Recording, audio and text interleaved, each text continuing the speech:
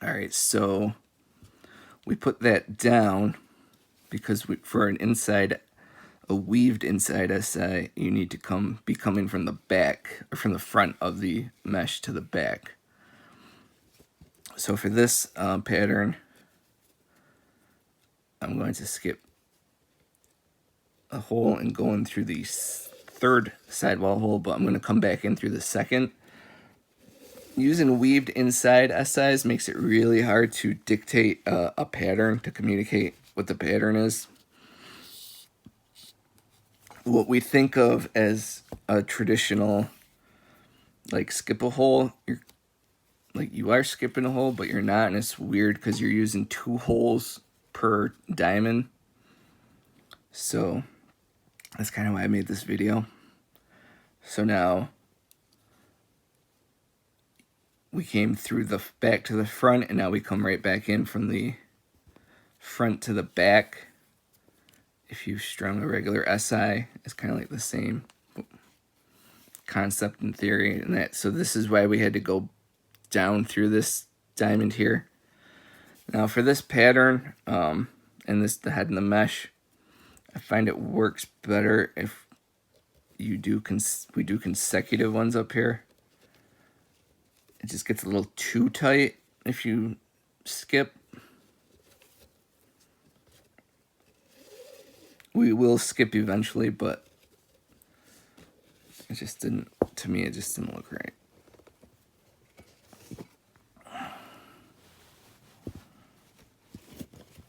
One of the things about the weaved inside SI is it's hard to maintain tension. You have to really really fight with it, kind of. So sometimes, like the like you saw me do with the top string, I'll kind of just do it a little bit loosely because I know I'm going to retension it anyway. So like here, it's pretty common for me to go back like that, just to, now that I got these two, and really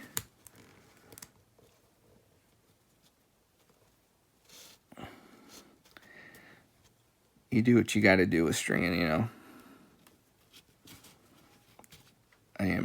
I've said this a lot, but this is not a race or something, you know, like, take your time, get it right.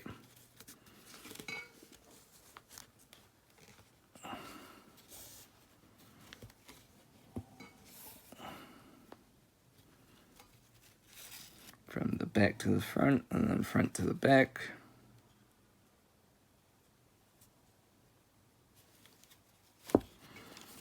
Again, we're going to be so you can see right here, we're using 2 holes, and even though we used, you know, you're going back, and I don't know, it's just weird to dictate a pattern. One of the things to be mindful of if you're using this pattern, or the weaved inside SIs, is this hole right here that you're coming out of isn't as important as this hole you come back in, because this is the hole that is going to dictate where the diamond and mesh is going to sit. You see when I'm pulling this string, and if you look back here, it's really where the string gets pulled that way. That's where the diamond's going to want to sit. One thing I forgot to do that I normally would do, but I didn't because I had already strung this before. But whenever you do your top string, the woven top string, you're going to want to give it a pull. And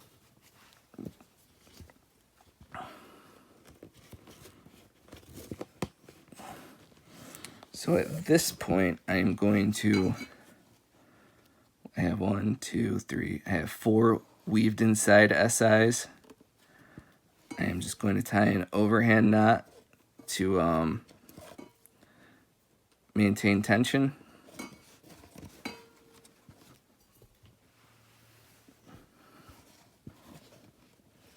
My coffee cup was rattling. And I'm gonna go and do this side now. It's just the way I like to do it to help keep equal tension.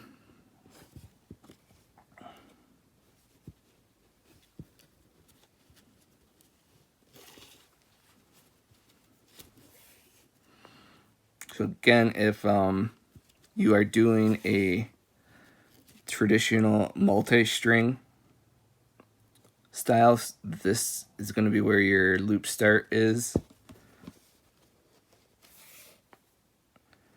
Attaching this diamond here. So your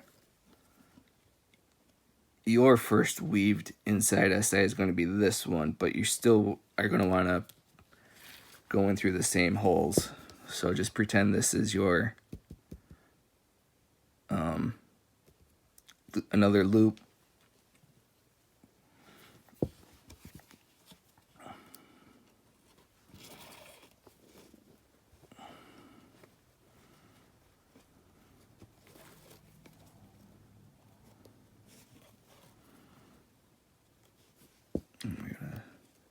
This is what I would consider a skip for weaved inside SI purposes.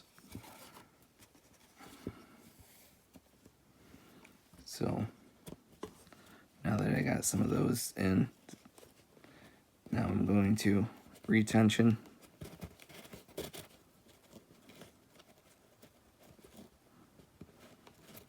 So this, even though it doesn't look like a regular knot, this is rock solid. This maintained tension. I don't have to worry about losing any tension whatsoever in there.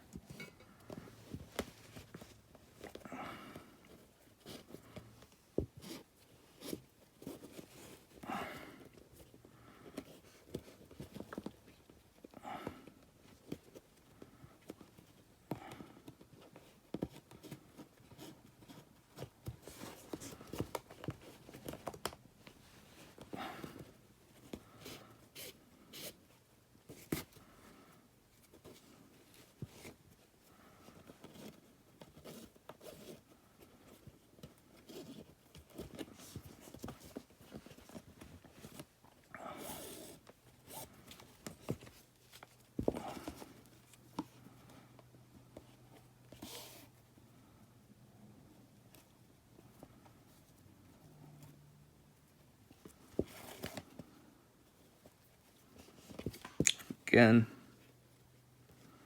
it's going to be like a skip. So we're actually skipping 2, 3 holes. But since we're coming back in that very next one,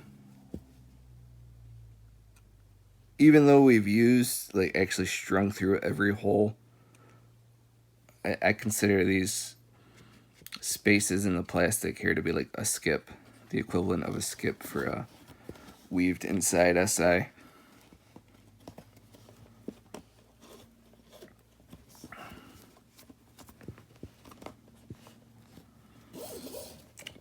So now we are getting to the same point we are on the other side.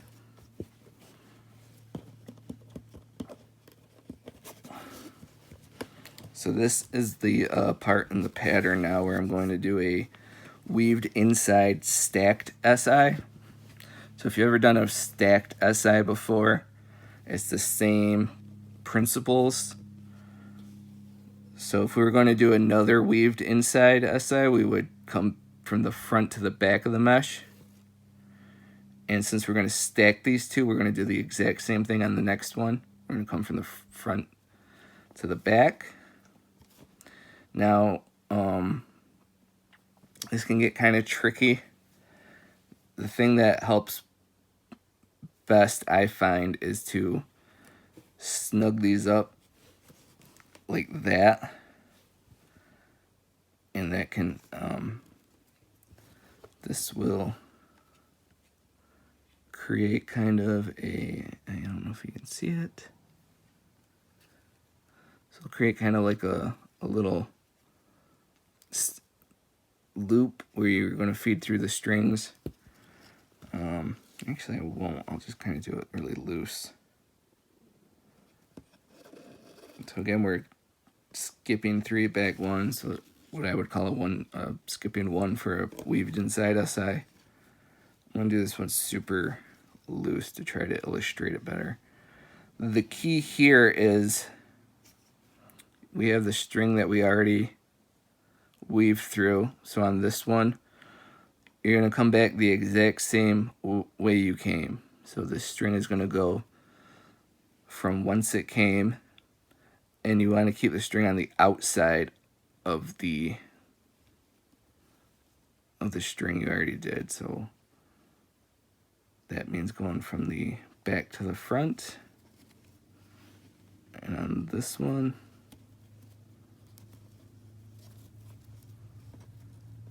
the same thing.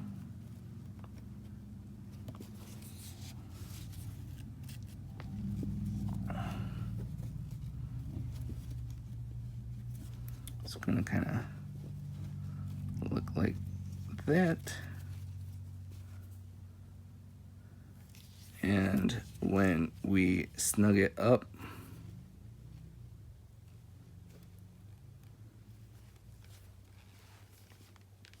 it'll look like that. Sometimes you want to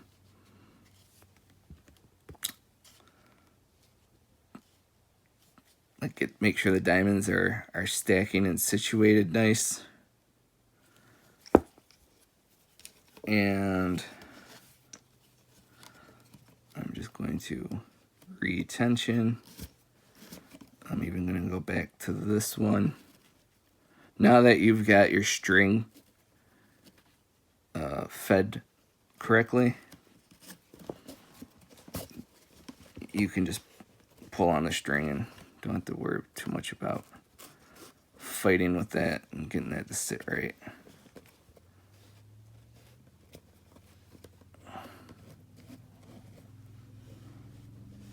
So the key here is you want the string, when you do the weaved inside, the string kind of has like a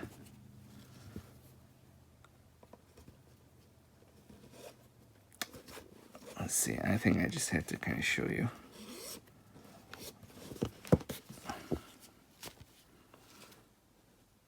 So like the string kind of is going kind of up slightly, and on the, you're not going to be able to see it now, but you'll see it when we do the next one. You just want the string when you're coming back. So the way I do it is, I'll show you on this one.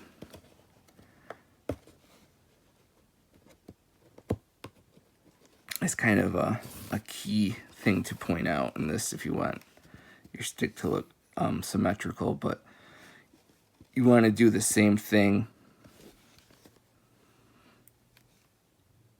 So when you always come in here, when you come back in, you want this string to always sit on top of this string.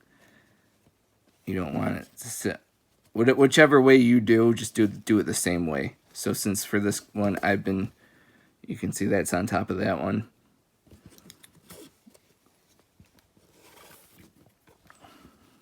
So now this is my stack. I already had it going from under. I'm gonna do the same thing. So this one, I'm gonna do it, it's gonna look a little different. Once you get confident with this technique, you can do this, which I alluded to earlier, whereas you pull and get them to snug up.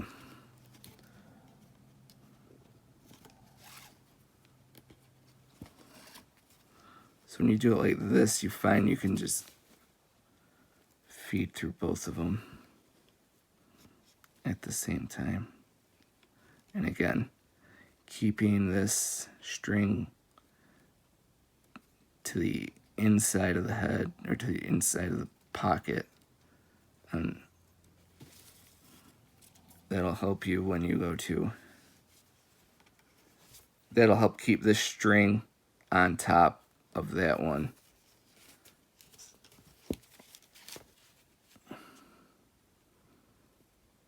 As you can see, they both look good. They're both sitting. So this is the point in a head in a pattern where I would normally do a transition knot like this, and before I went into some ones, but because I am going to the inside, it won't look quite right if I did went here and then went back. I want to keep this string going along the inside, and doing inside knots, it could really like interfere with the ball in the pocket. So I'm gonna do another weaved inside SI, but I haven't really gone through another. I haven't set up another diamond like I normally would. So it's kind of like this is gonna take the place of my transition knot. And now this is gonna set me up for my series of ones. So before I do that, I just want to make sure get my pocket, everything looks good. Give you an idea, see how it's shaping up. Alright, so now I'm gonna do 4 ones. So the pattern to this point has been 4 weaved inside SIs, and then a weaved inside stacked SI. So that's 6 diamonds. And we're going to finish off with 4 ones. We're going to use 10 total diamonds. So we go from the back to the front. The very first mesh kit I ever used in the mid-90s said to go from the back to the front. And I found that when I like the way it finishes going from the back to the front, so that's why I've always gone from the back to the front. I know ECD Lax likes to go from the front to the back, and it's probably not that big of a deal, but it's like nails on a chalkboard to me every time I see them do that. I guess, I don't know, and they even know that a pocket finishes better, so like they switch it up. Like, hopefully one day they'll see the light and go from back to front. I know Chris from Mailing Mesh once said that going back to front creates more ball contact between the mesh, and I don't know about all that, but it's really more just an aesthetic thing for me. But it probably doesn't make a difference. And ECD Lax, they're great. You know, they don't need. I'm not really throwing shade at them. They're so great. When you're doing a one, you want to pull. I like to dig my fingers in these diamonds and get that diamond to sit symmetrically. You want this part to be the center of the diamond to give you the most depth out of that part of the pocket. And STX calls this interlock, like interlock, but with 2 N's instead of a T. And so that normally I would not do what is called double inside here. Normally I would just do like this, like the weaved style. But because this has that, I figure I might as well use it. And I wanted to see, you know, same thing with the channel lock. Like, a lot of people don't like using channel lock because they don't like the way it looks. But I'm like, you know, why not see if there's a difference? So yeah, when I don't know, maybe it's just the way I string, but I thought that these would snug up that way, but they actually, as you can see, when my first tension pull is that way. So, but yeah, I mean,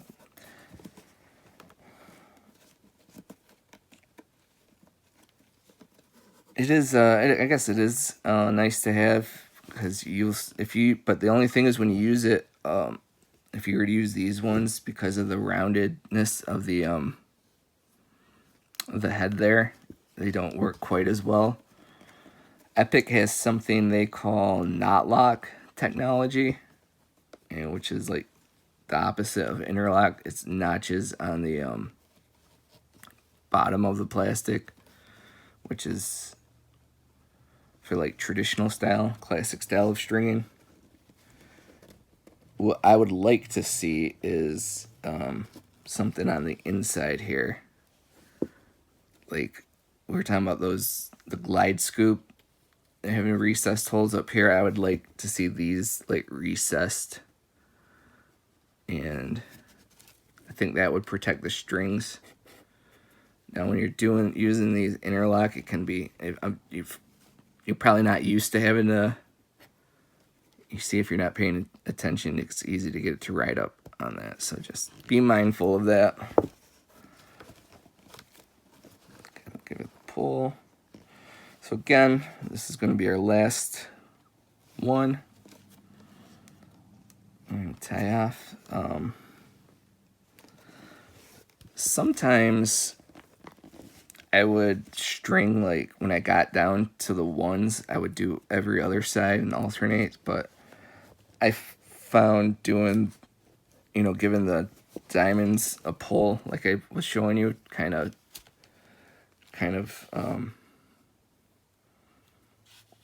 negated any reason I had for doing that. And I think it's better for a video to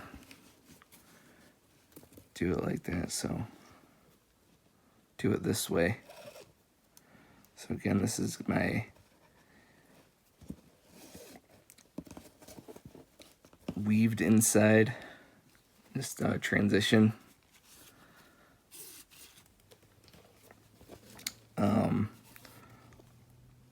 I had been just doing weaved inside SIs the whole way down the pocket, even if I did a stack.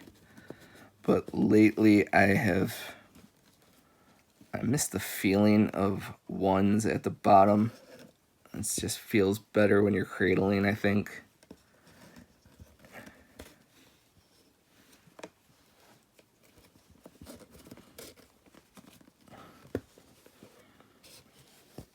Again, you gotta be careful, because see that when I'm bunched up, I got kind of twisted, so there we go.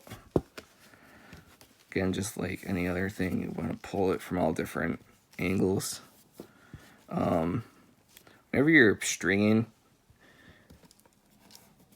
I recommend retensioning at least twice.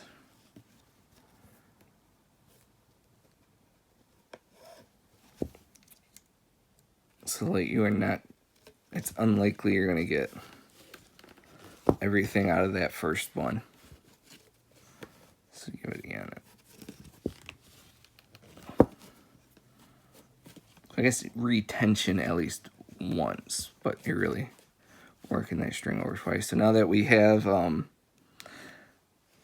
think it's, so we already have this side anchored here. So instead of having to dig my fingers in, I can pull the center of the mesh to sit the diamonds.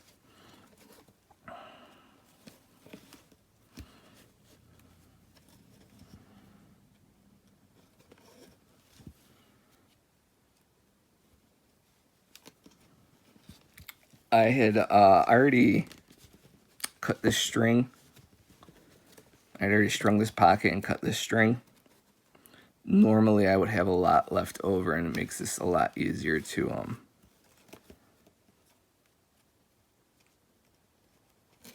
maintain tension and to tie off.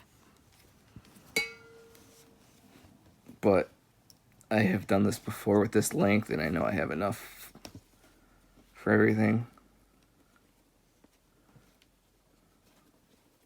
So one of the reasons I like single string is because I feel like these tie-off knots here are an easy spot to lose tension. So the fewer you have, the fewer points you have, chances you have of losing any tension. So this is your basic tie-off knot there. And something I saw Chris from Mainly Mesh do, I think he would like somehow does a double all-in-one shot. I see people even do their, like if you were to do a loop start, they do like a double knot. Mine looks a little different, and it's not something I know how to do at the end of the like all-in-one. So what I do is I do a overhand knot here, and then I'm going to literally just do a second overhand knot. So no matter how tight you get this, if you fight with it enough, you can usually get a another knot under there. The thing is, you want this string here to sit under that knot. And again, this is why I would have like another like 6 inches or more of string usually. And just make sure you pull and fight with that knot. See how I got that to snug up there? That's what you want it to look like again. So here on this side, I already did my overhand knot, and again, I got plenty of. So once you got that, like that, where it's sitting under the knot, you know you got it. But you still gotta kind of fight with it and make sure it wants to stay under there. See, like right here, it almost wants to ride up. So if you have longer string, you can use it more to like manipulate it. And I know I got this. It's just gonna take some negotiating.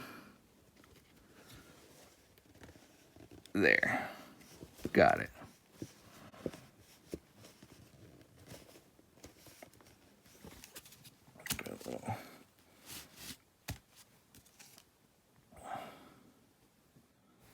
And that is the sidewall pattern for the Surgeon 900.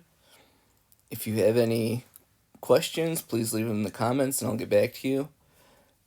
Y'all for watching. I thought det gick var snygg.